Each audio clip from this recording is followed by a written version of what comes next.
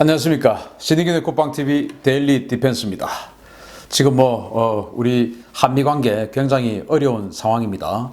미북 관계가 어렵듯이 지금 한미 관계도 어렵습니다. 그 어려운 가장 핵심이 바로 방위비 분담금이죠. 그래서 저도 참 방위비 분담금, 이거 무슨 5조 원 우리가 어떻게 다 주냐? 저는 이거 5조 원 주는 거, 다 주는 거 말이 안 된다고 생각합니다. 이 말이 되는 소리입니까? 미국은 우리의 동맹군이지 용병이 아니죠. 그래서 적절한 해법을 찾아야 되는데 해법을 만들어내야 됩니다. 그래서 제가 해법 제시하겠습니다. 자, 방위비 분담금 5조 해결 방법 있다 라는 주제로 여러분들께 알려드리겠는데요.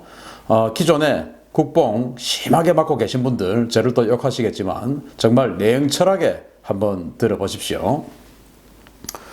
자, 미 국방 차관보가 방위비 협상에 한국의 무기 구입 연계 가능성 있다 라고 발언을 했습니다. 이제 12월 11일 날 동아일보가 보도를 했는데, 자, 케이빈 페이히 미국 국방부 조달 담당 차관보는 10일 현지 시각이죠. 한미 방위비 분담금 협상과 관련해서 한국의 미국산 무기 구입이 기여도를 높이는 또 다른 방안이 될 수 있다라고 밝혔다. 페이히 차관보는 이날 워싱턴 싱크탱크 전략국제문제연구소가 주최한 한미동맹 컨퍼런스에서 한국이 상당한 금액의 미국산 무기를 구매하는 것을 군사적 기여로 볼 수 있느냐라는 질문에 그렇다라고 답했다. 페이 차관보는 트럼프 대통령은 늘 합의를 추구하는 협상가라면서 그런 그가 기회들에 귀를 기울일 것이라고 본다라고 덧붙였다. 제10차 방위비 분담금 협정의 시한이 이달 말로 다가오고 있는 가운데 미국의 5배 증액 요구를 놓고 한미 양측 협상팀은 입장차를 좁히지 못하고 있는 상황이다. 자, 그리고 일각에서는 한국이 미국산 무기 구매를 협상과 연계시킬 수 있지 않느냐는 의견을 내놓고 있다라는 것이죠. 자, 지난번에 문재인 대통령이 미국 워싱턴을 방문해서 그 미국의 무기를 왕창 사주겠다, 이런 15조 원씩 사주겠다 이런 이야기도 있었고, 그래서 제가 신인균의 국방TV 이 채널을 통해서 무기 구매 도대체 우리가 어느 정도 할 수 있느냐 이렇게 해서 쭉 리스트까지 이렇게 쭉 이야기해드렸던 적이 있죠. 자, 그런데 그런 것들은 이미 그때 다 예견됐던 것이기 때문에 여기 지금 미 국방부 조달 담당 차관보의 발언에 따라서 한국이 미국산 무기를 추가 구매하는 것이 혹시 방위비 분담금으로 상기할 수 있느냐라는 것에 이 사람이 이제 그렇게 할 수 있다라고 이야기를 했지 않습니까? 그러면은 제가 지난번에 말씀드렸던 그런 무기 체계들은 지금 관계가 없는 것이에요. 그때는 그때고 지금 그때 뭔가 협의하지 않았던 새로운 무기 체계가 들어가야 그것이 새로운 수요가 창출이라서 방위비 분담금 5조 원하고 뭔가 이렇게 감해지는 것이지, 지난번에 했던 그거 또 하면 중복이니까 이건 지난번에 했던 거 아니냐, 원래 하기로 돼 있던 거 아니냐, 이제 이렇게 해서 말이 안 통하겠죠. 그래서 그게 뭐냐 지금 알려드리도록 하겠습니다. 자, 한국이 고려할 수 있는 미국 무기 어떤 것이 있나, 이게 이제 지난번에 제가 쭉 해드렸던 이야기들이에요. 지금 이제 F-35A 전투기 40대 인수 중이죠. 이건 이미 다 끝난 이야기예요. 그리고 두 번째로는 P-8 포세이돈 해상 초계기 6대, 이게 이제 총 21억 달러인데 이것도 기종은 지금 거의 결정해놓고 협상 중에 있죠. 이것도 안 되는 끝난 겁니다. 또 이지스 전투체계 3세트, 이것도 이제 19.1억 달러인데 이거는 또 계약 다 끝났고 지금 도입 중에 있어요. 이것도 끝난 겁니다. 그리고 SM-3 요격 미사일, 이거 말로는 미정이라고 하는데 우리가 이제 세종대왕함 이지스함 배치 2 사업을 하면서 지금 이지스 전투체계 3세트를 들여오지 않습니까? 이러면서 이거 지금 하는 것으로 거의 결정 나 있어요. 그래서 말은 검토 중이지만 실제로 할 거예요. 그러니까 이제 이것도 끝난 겁니다. 그리고 이제 SM2 블록 3B, 이것도 도입 확정했으니까 이것도 3.14억 달러, 이것도 안 되는 거예요.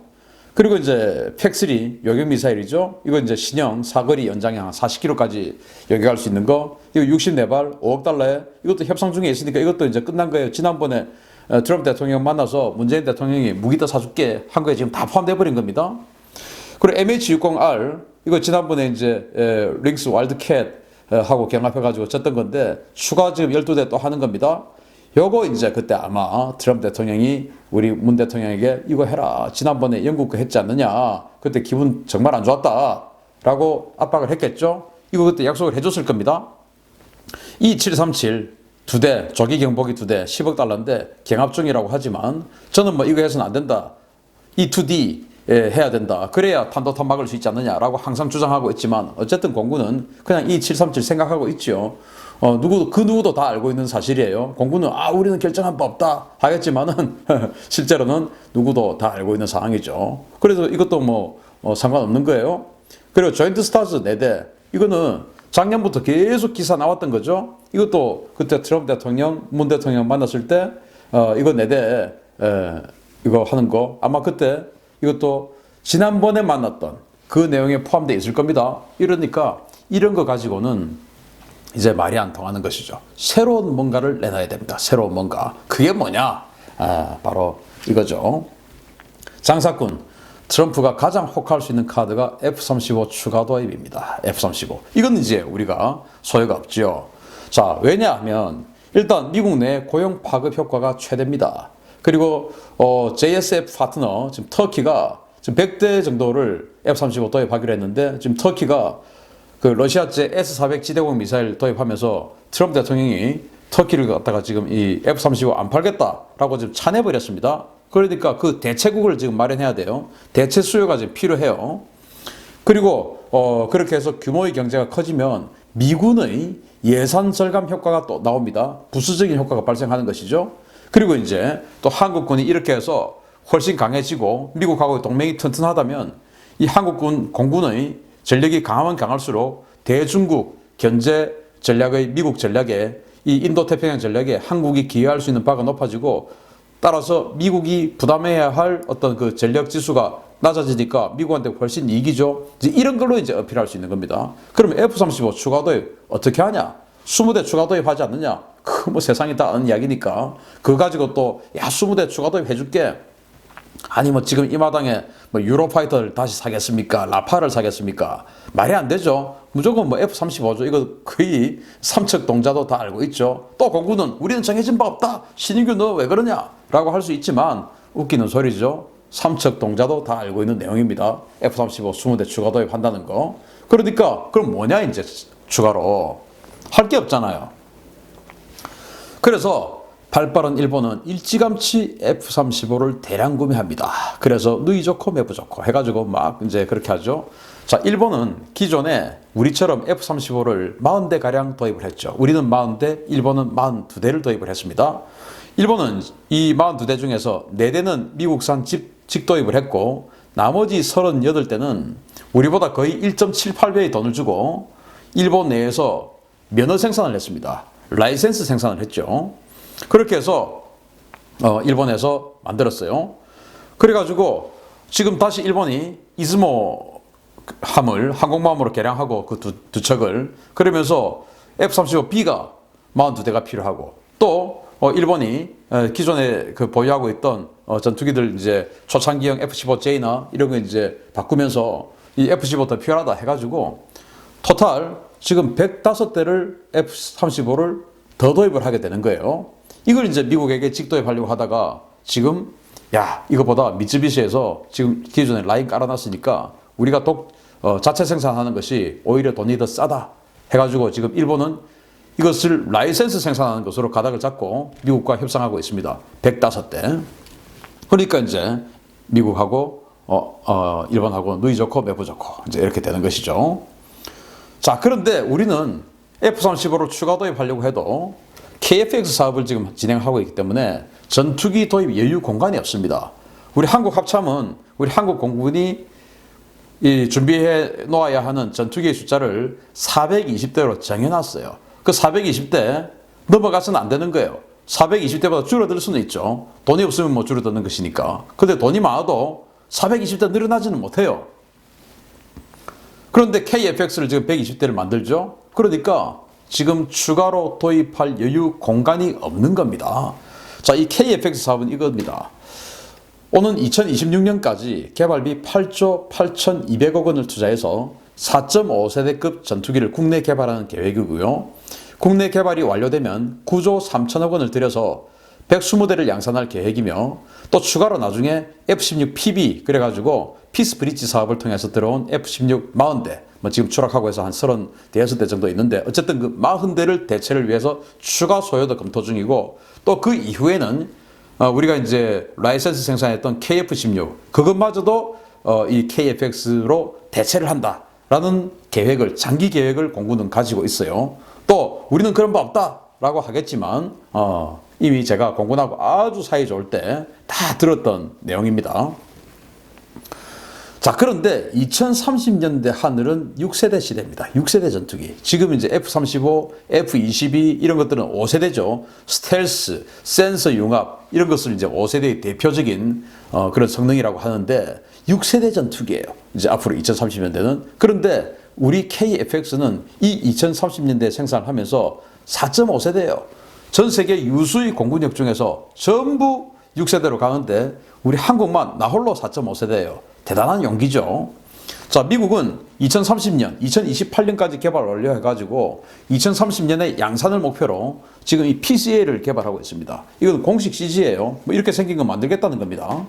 일본은 F3, 이것도 이제 2030년에 양산 계획을 가지고 지금 추진하고 있는데 여기에 이제 영국이 6세대 전투기 자기네들이 독자적으로 템페스트를 만들면서 일본에게 우리하고 같이 하자, 돈 들잖아 이제 이러고 있고 트럼프 대통령은 그러지 말고 미국 기업하고 같이 해라 라고 또 압력을 넣고 있고 뭐 그런 상황이에요.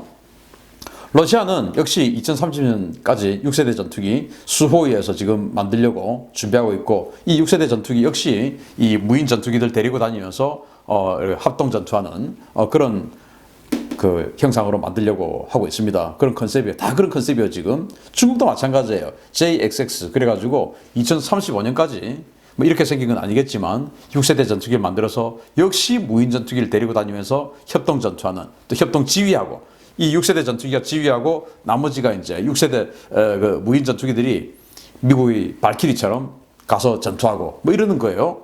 서해에서 이런 놈이 지금 다닐 겁니다. 동해에서 지금 이런 놈이 다닐 거예요. 동해에서 이런 놈이 다닐 거예요. 그런데 우리는 KF-X를 하겠다라는 겁니다. 지금 F-16V 지금 이제 미국이 거의 뭐 F-16의 그 최종형이라고 할 수 있는 F-16V 하고 성능이 비슷한 그걸 지금 주변국들은 이런 거 가고 있는데 우리 하겠다는 거예요.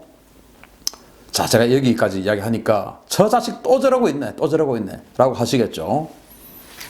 자, 그런데 여러분들이 저 자식 또 저러고 있네, 또 저러고 있네 라고 하시는 이유가 다 있습니다. 제가 그 이유를 설명해 드릴까요?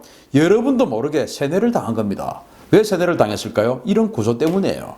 저는 정말 이런 구조를 다 알면서 옆에서도 아니죠. 그냥 거의 뭐 같이 이렇게 딱 지켜보면 이런 구조들 속에서 이런 사람들에게 세뇌가 되어서 저 같은 사람을 욕하고 하는 여러분들 보면 참 딱합니다. 그리고 너무 안타깝습니다. 왜냐? 저는 이 구조를 알기 때문에 그렇습니다. 이 구조가 완전히 나쁜 구조는 아니에요. 그러나 때로는 이런 식으로 부정적인 효과를 나오는 겁니다. 왜? 그들의 이권 때문에. 무슨 이권이냐? 자, 뭐 육해공군 할 것 없이 각 군에 56살 되면은 주로 전역을 합니다. 한 2스타 정도 되면 한 56, 57 이렇게 돼요. 전역을 합니다. 이제 3스타 중장 되면 한 58, 59 여기까지도 가고요.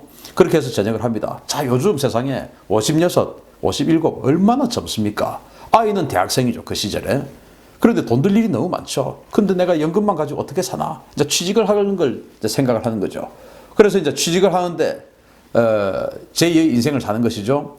가장 취직이 잘 되는 사람들이 바로 군에 있을 때 전력 분야에, 즉 이 획득 분야 여기에 종사했던 사람들이 취직은 잘 됩니다. 진급은 작전 분야 이런 데 있던 사람들이 잘 된다 하더라도 취직은 이런 사람들이 잘 돼요. 왜? 자기네들이 데리고 있던 후배가 지금 현직에서 지금 이거 하고 있으니까 계속 그 계보로 가니까 이제 그런 사람들을 모셔가는 것이죠.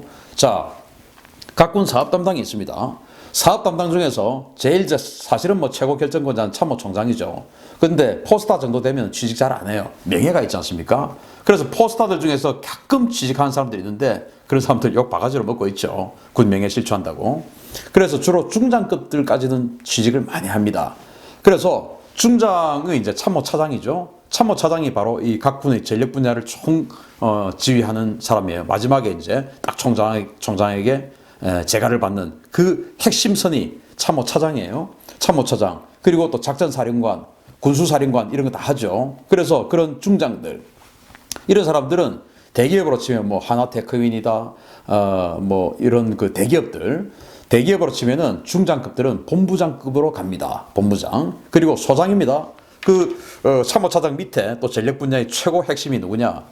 육해공군 할 것 없이 각군 본부의 기획관리참모부장이라는 직책이 있어요. 그게 완전 또 이겁니다. 왜냐? 이 기획관리참모부장이 무기체계를 어떻게 할 거냐? 어떤 무기를 살 거냐? 이런 거와 함께 각군의 예산을 다 다룹니다. 예산과 앞으로 나아가야 할 방향, 무기체계 구매 계획 이런 걸 모든 것을 다 하니까 뭐 최고죠. 육군 기획관리참모부장 같은 경우는 자기 손으로 결제하는 게 1년에 뭐 한 12조 원 정도 된다고 하니까 정말 대단한 자리입니다. 그래서 이 기획관리참모부장 또 합참에도 역시 이제 이 전력 분야 담당하는 사람들 있죠. 이게 이제 전력기획참모부장, 합참은 전력기획참모부장, 각군은 기획관리참모부장, 또 방위사업청에 함정사업부장, 항공기사업부장, 기동전력사업부장 이런 사람들이 있어요. 그 다 투스타예요. 이제 이런 사람들이 전역 후 재취업하기가 쉽습니다. 왜? 자기 후배들이 다 현직에 있으니까. 이 사람들 투스타급들은 대기업의 전무급으로 갑니다.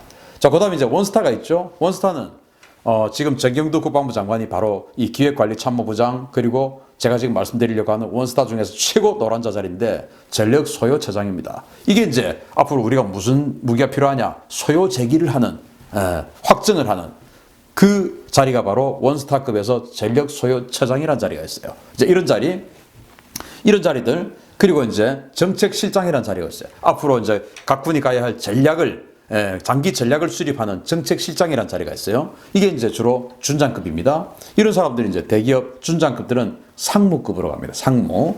그리고 이제 대령으로 전역하는 사람들 있죠. 이런 사람들은 중소기업의 부사장급 또는 중소기업의 사장급으로 이렇게 모셔가고요. 또 이제 각군에 이제 실무장교를 했던 중령급들은 중소기업의 이사급 이런 직급으로 취직을 합니다. 자, 이 사람들이 뭐 중령이라고 하더라도 무시할 게 아닙니다. 왜? 중령이라 하더라도 사관학교를 다 나왔고 자기가 직접 다루었고 자기의 후배가 지금 원스타, 투스타 돼서 지금 현재 본부에 있으면 그 중령이라 하더라도 선배 대접을 받는 겁니다. 대령, 또 준장, 소장, 중장 할 것 없이 다 이 계통이 있었기 때문에 사관학교 라인으로 쫙 세팅이 돼 있죠.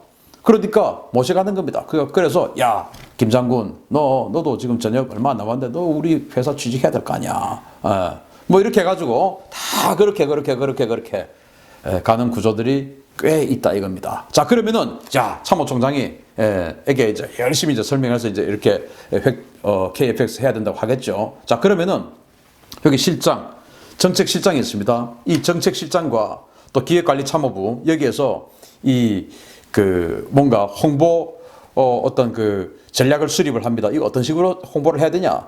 그래가지고 문구 하나까지 정말 담당 중령 담당 대령 이 사람들이 진짜 콤마 하나 때문에도 정말 뭐 서류 집어 던지는 거 이런 거 몇 번 당하면서 다 홍보 전략 수립합니다. 정책실에서 홍보 전략 딱 수립하면 이것은 이제 정훈공보실로 가는 것이죠. 정훈공보실, 그게 이제 홍보실입니다.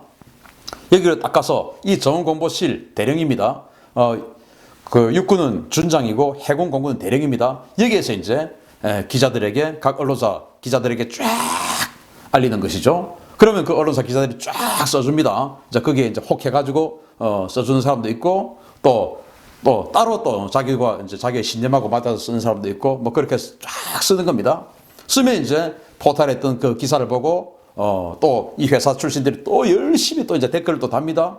그러면 이제 국뽕 딱 들어와가지고 한 사발 딱 마시고 그래 KFX 이거 우리 한국의 항공산업 발전을 위해서 무조건 해야 돼. 이거 반대한 놈 완전히 매국 놈이야. 신인균 같은 놈. 미국이 똥꼬나 빨아라 이놈 자식아. 이렇게 되는 겁니다.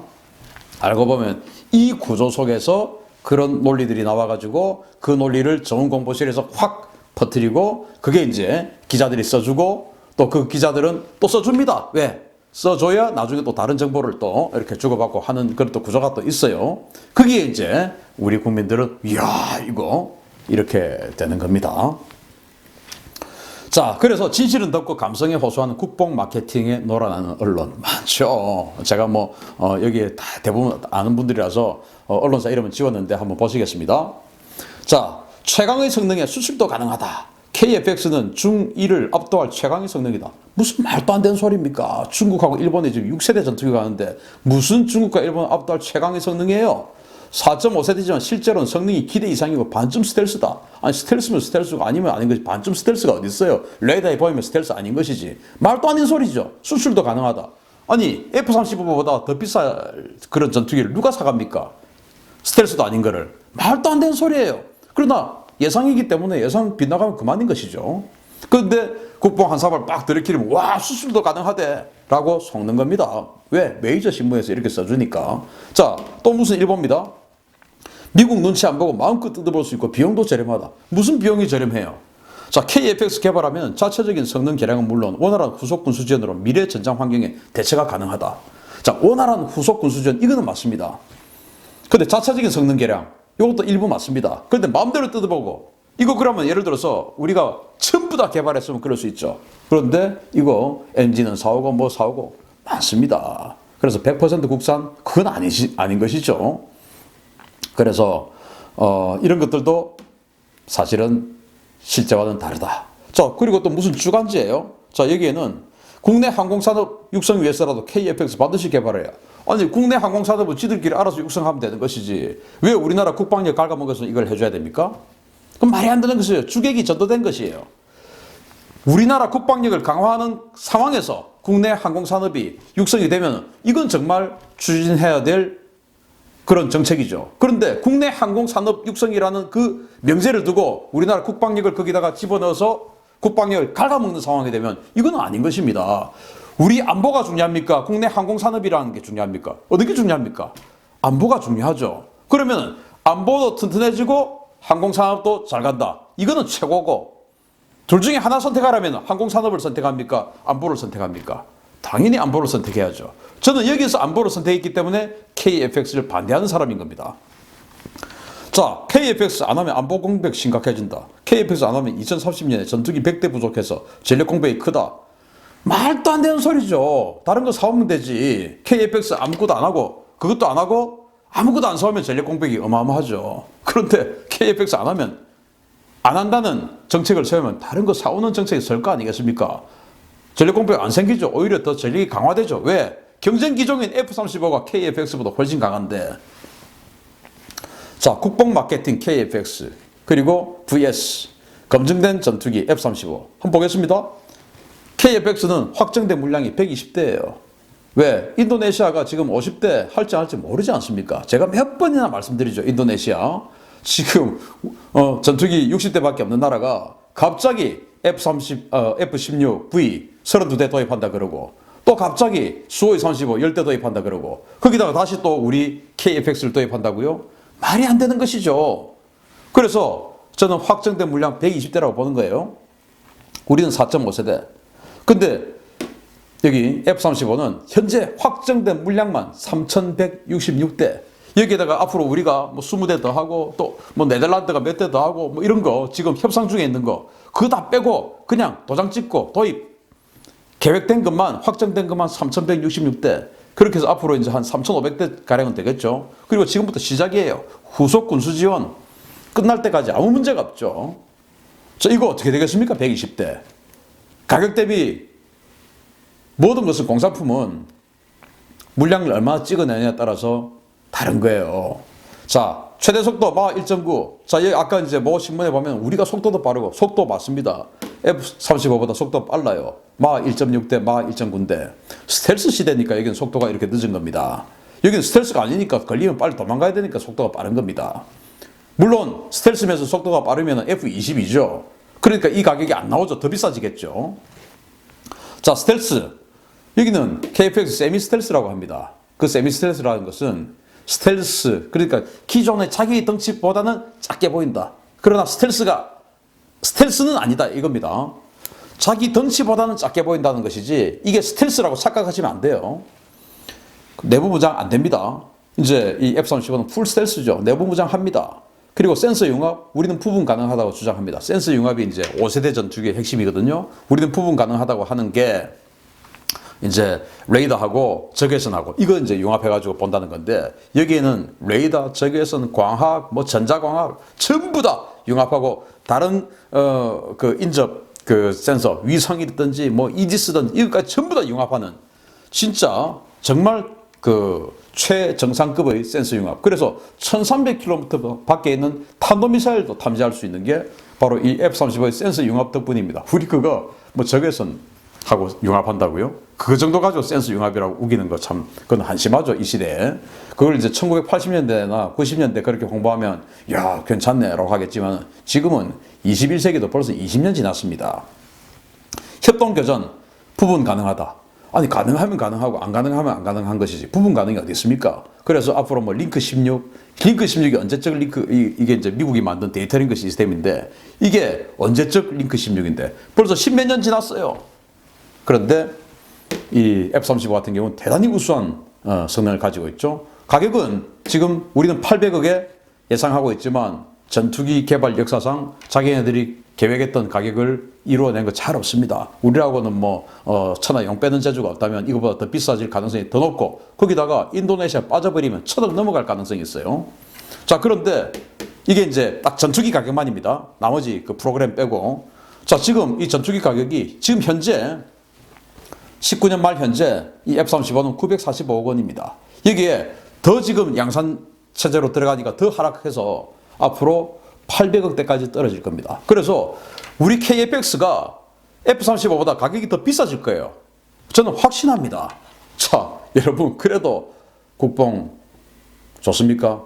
자, 국내 항공산업 발전, 천리길도 한 걸음처럼, 천리길 한 걸음, 오늘도 제가 댓글에 봤는데 천리길 한 걸음도요 갈 길이 있고 안 갈 길이 있는 겁니다.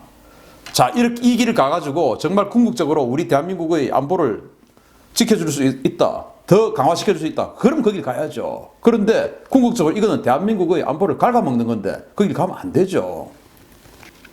자, 그래서 저는 이 KF-X를 포기하고 이 F-35를 면허 생산하는 게 어떠냐, 이런 제안을 제가 하는 겁니다. 면허 생산하자.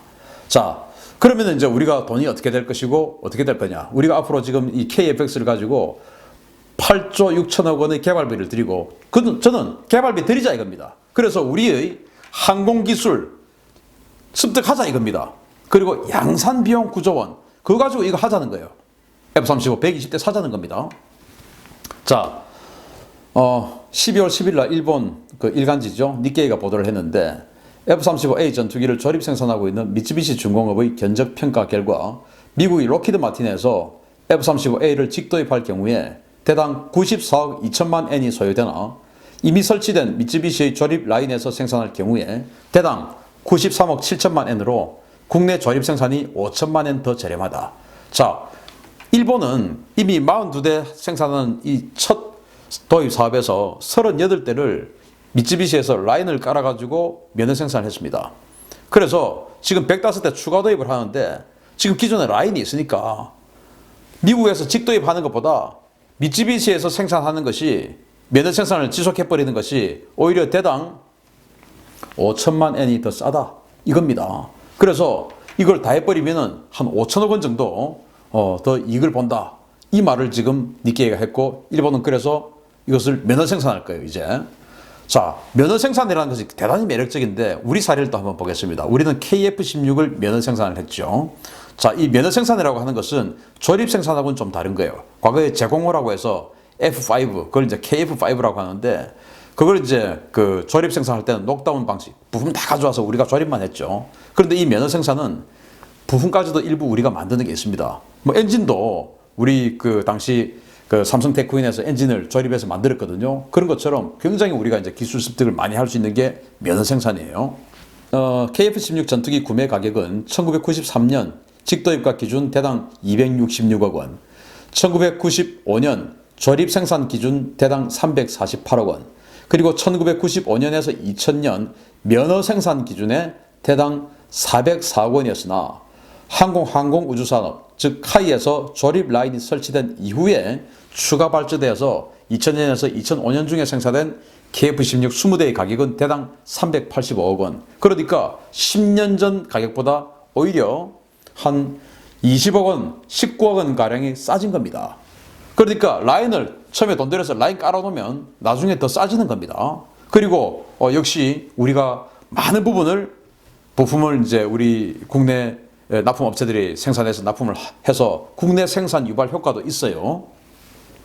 이런 게 이제 면허 생산입니다. 저는 면허 생산하자 이겁니다. 국내 항공산업 중요하니까 F-35를 면허 생산해서 엄청난 기술, 우리가 KF-X 지금 이제 연구 8조 6천 그들 다 씁시다. 다 쓰고 그 9조 원 들여서 120대의 KF-X 생산하는 것을 하지 말고 우리가 기술은 다 받았으니까 8조 6천억의 KF-X 사업으로 기술은 다 습득했으니까 그 일단 됐고 생산하는 9조 원 그 돈으로 F-35 120대 생산하자 이겁니다. 면허 생산. 그러면은 일본처럼 다시 F-35급의 최정상급의 기술을 왕창 도입을 받게 되죠. 엔진까지도 과거에는 우리가 만들었으니까. 자, 그럼 KF-X 포기하면 개발비 8.6조 날리는 겁니까? 아니죠. 이스라엘의 라비라고 하는 전투기 개발 사례가 있습니다. 이 라비는요, 미라지를 개조한 크피르 전투기를 대체를 하기 위해서 이스라엘이 독자 개발한 4세대 전투기입니다. 1986년에 첫 비행에 성공했는데 이스라엘은 이 전투기를 300대 양산하려 했으나 40%의 개발비를 분담한 미국의 반대로 양산 직전에 사업이 취소됩니다. 이 사업을 통해서 첨단 레이더, 항전 장비, 디지털 비행 제어 시스템 등 첨단 기술을 습득해서 항공산업의 도약 발판을 마련했습니다.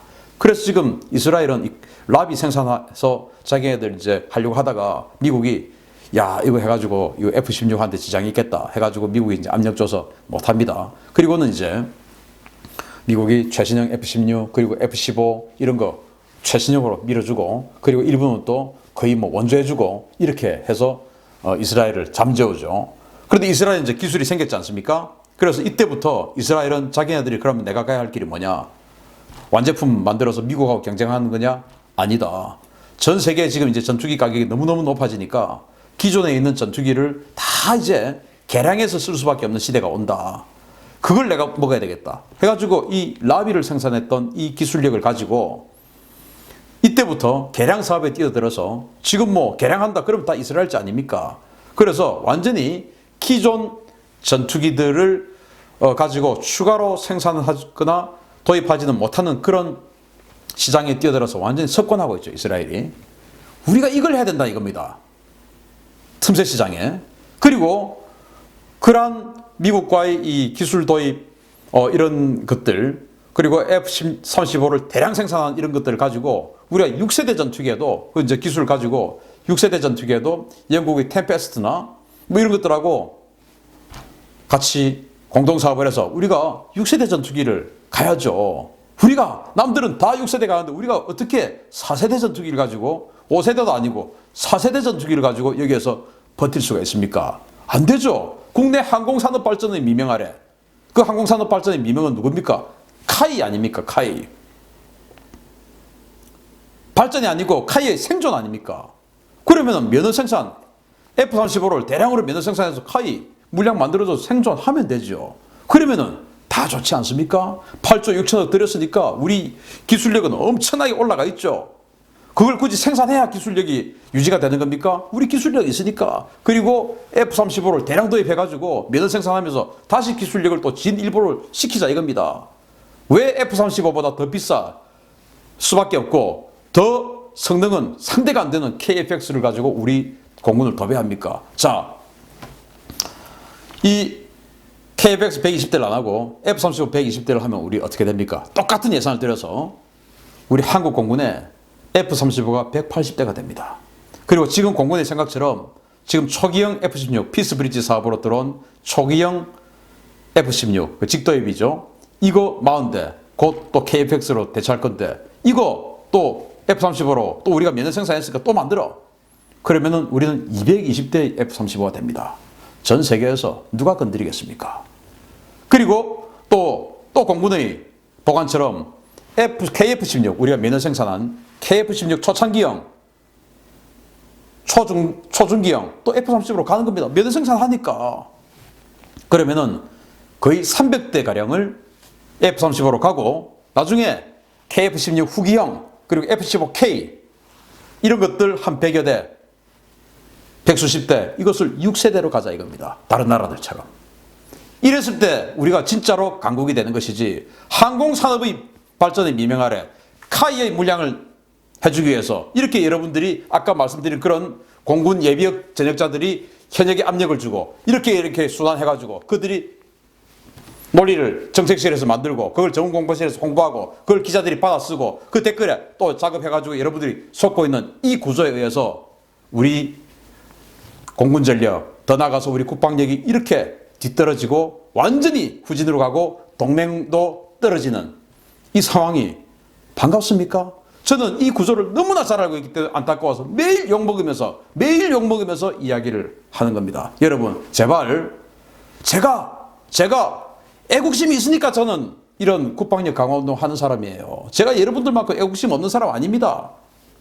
그런데 저는 너무 잘 알기 때문에 이 구조를 너무 잘 알기 때문에 너무너무 안타까워서 이렇게 매일 KFX 관련해서 욕먹으면서 이야기하는 거예요.